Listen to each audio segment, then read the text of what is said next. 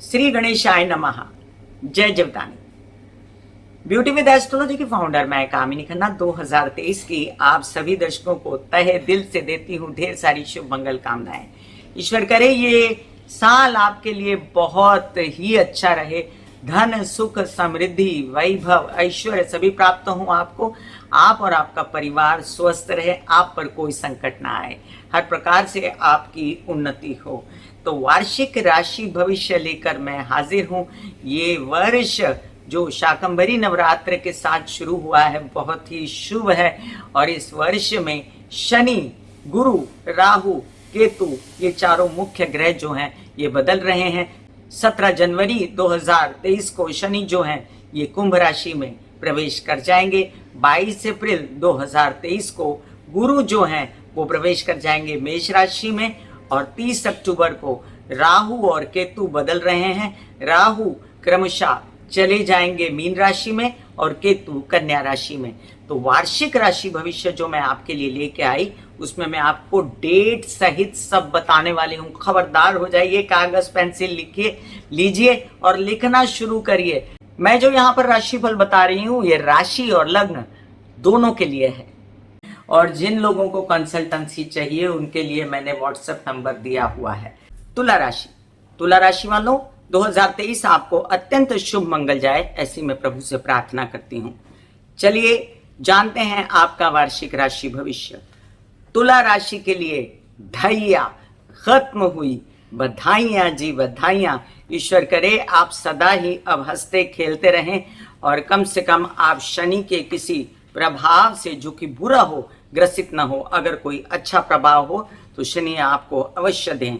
चलिए हम बात करते हैं तुला राशि के जब विषय में। तो पहले जान ले हम कि गुरु, शनि, राहु और केतु की क्या स्थिति है। आपके लिए 17 जनवरी को पंचम में आने वाले हैं शनि, पूज्य हो जाएंगे और यहाँ पर बहुत ही आपको कर्मठ, धीर, गंभीर, अतिशय सोच के काम करने वाले, किसी भी काम को पूर्णतः खत्म तक उसको उंगली पकड़ के लेके जाने वाले, आपके बच्चों की भी सहायता से, आपके परिश्रम से, आपके मित्रों की सहायता से इस साल में आपके कई सारे काम जो व्यवसाय से रिलेटेड, अध्ययन से रिलेटेड, पढ़ाई से रिलेटेड, आपको वीज़ा लगवाना है, आपको फॉरेन में जाके पढ़ना है, आपको किसी प्रकार का कोई चैलेंज एक्सेप्ट करना है, मानसिक, तो आपकी मानसिक प्रवृत्तियां यहाँ पर बहुत स्ट्रांग रहेंगी। ये जान लें कि शनि जो है इनकी दृष्टियां क्या कहती हैं। इन दिनों जो शनि का भ्रमण रहेगा आपके पंचम स्थान पे, आपको बच्चों को भी इसी तरह कार्य करवाएगा, बहुत मेहनत करवाएगा, लेकिन अंततः आपको उसका रिजल्ट जरूर मिलेगा। चलिए जानते हैं शनि की दृष्टियां क्या कहती हैं। शनि की दृष्टियां कहती हैं, तीसरी दृष्टि, कि आपके परिवार के साथ आपको विघटन नहीं करना है। अभी फिलहाल वहां 30 अक्टूबर तक राहु भी बैठा है और उस पर शनि की दृष्टि जब रहेगी 17 जनवरी के बाद, तो याद रखें आपका मन मुटाव ना हो विवाहित जीवन में। आप कोई ऐसा डिसीजन ना लें कि हाँ मुझे अभी अभी अलग होना है, या आप कहें कि नहीं डाइवोर्स ले लो। ये सब काम नहीं करना है। आपको थोड़ा अपने आप को समय देना है। कम से कम 30 अक्टूबर तक का समय आपको खुद को देना है। इतना जान ले आप कि शनि की ये जो दृष्टि आपको किसी भी प्रकार से अगर तंग करती है तो आप महामृत्युंजय के जाप करके, गणेश जी की आराधना करके इस परिस्थिति के प्रभाव से बाहर निकल सकते हैं। आगे शनि की जो सप्तम दृष्टि है वो आपको तंग कर सकती है। पैसे के लिए जो पैसे आ रहे हैं उनमें आपको ऐसे लगेगा कि देर हो रहा है, विलंब हो रहा है, और ये विलंब, ये देर सब खत्म हो जाएगा जब गुरु जो हैं वो मेष राशि में प्रवेश कर जाएंगे और पंचम दृष्टि से आपके लाभ स्थान को देखेंगे। तो जो पीरियड 17 जनवरी से लेकर 22 अप्रैल तक का है उस पीरियड में आपको अपने पैसे को संभालना है। आपको निरंतर बड़े भाई बहनों की सुननी है, आपको केसेस विवाद में नहीं पड़ना है और आपको अपने जो पैसे आ रहे हैं उनको शांति से ज़्यादा कम जितने भी हों ले लेना है। अब याद रहे कि यहाँ पर जब गुरु की दृष्टि पड़ेगी तो यही जो आप ग्रसित थे शनि की दृष्टि से, तो आप जो हैं खुश रहेंगे अब कि हाँ एक जगह से आपको अगर प्रतिसाद नहीं है या बुरा असर हो रहा है तो दूसरी जगह से आपको अच्छा असर भी हो रहा है।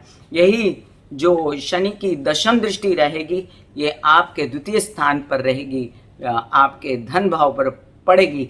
तो दोनों जगह शनि की दृष्टि है, एक जो लाभ है और एक जो धन है, तो ये साल आपको ये कहता है कि काम तो बहुत करेंगे, पैसे भी खूब कमाएंगे, लेकिन पैसा संभालने की, संचित करने की बहुत ज़रूरत पड़ेगी। इसमें परिवार का सपोर्ट लेना पड़े, इसमें बड़े ताया चाचा बड़े भाइयों का सपोर्ट लेना पड़े, इसमें आप अपनी बुद्धिमत्ता काम लाइए, आप गणेश जी की निरंतर आराधना करिए, आप सूर्य को जल ना चढ़ाएं, लेकिन आप सूर्य की रोशनी में बैठ के ओम बोल सकते हैं।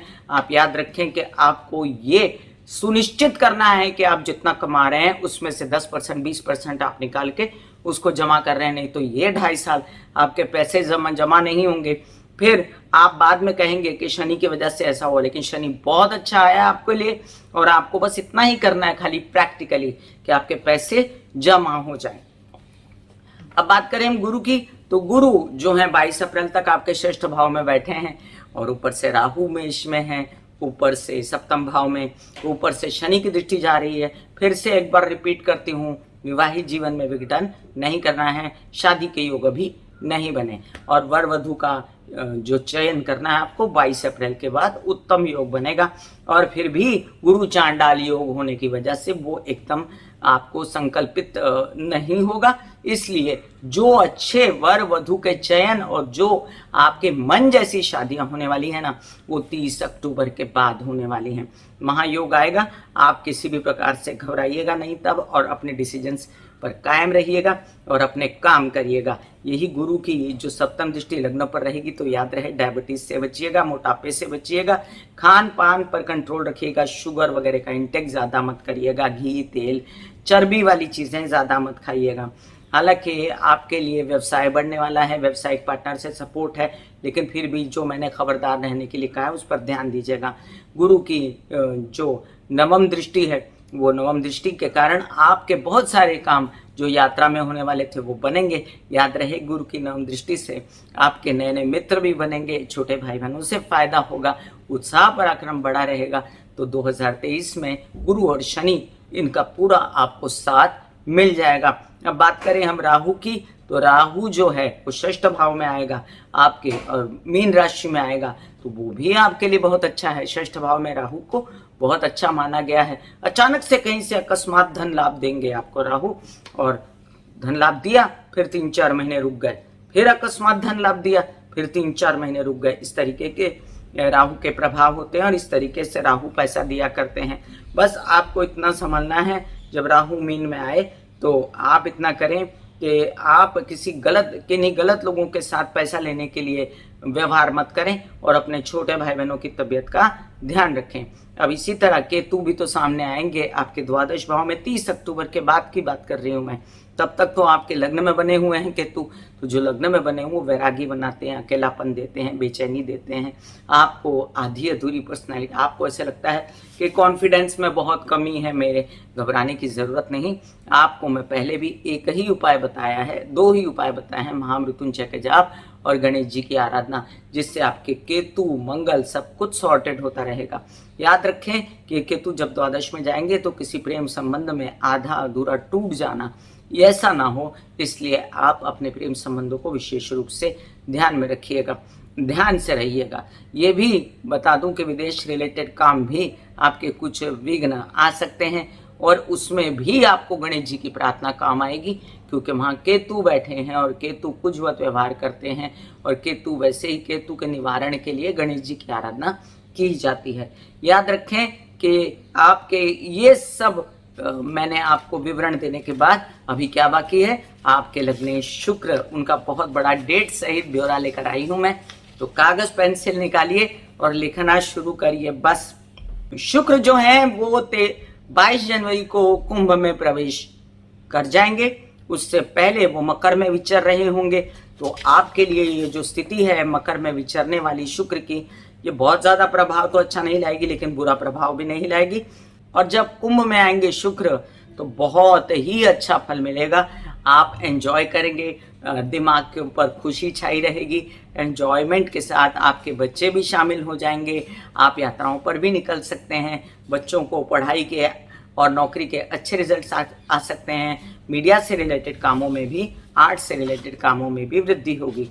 15 फरवरी को मीन के हो जाएंगे उच्च के शुक्र 27 दिनों तक, मतलब कुंभ में वो 23 दिन थे और 15 फरवरी से लेकर 12 मार्च तक वो उच्च के मीन राशि में रहेंगे। मीन राशि में जब शुक्र रहेंगे तो आपके कई सारे लोन्स वगैरह से रिलेटेड काम, बैंकिंग रिलेटेड काम, कोई ऐसे काम थे जहां पर मामा पक्ष से सहायता चाहिए थी, व्यवसाय के लिए सहायता चाहिए थी, तबीयत के लिए सहायता चाहिए थी, प्रजनन अंगों से कोई बीमारी थी उससे बाहर निकलना था, तो आपको यहाँ पर पूर्ण सहायता शुक्र देने वाले हैं। याद रहे उस दौरान यहाँ पर जो है गुरु भी साथ में है, तो थोड़ा सा कॉम्बिनेशन शुक्र गुरु का जो रहता है वो बहुत सपोर्टिव नहीं रहता है, फिर भी उच्च के शुक्र अपना कमाल दिखा कर रहेंगे।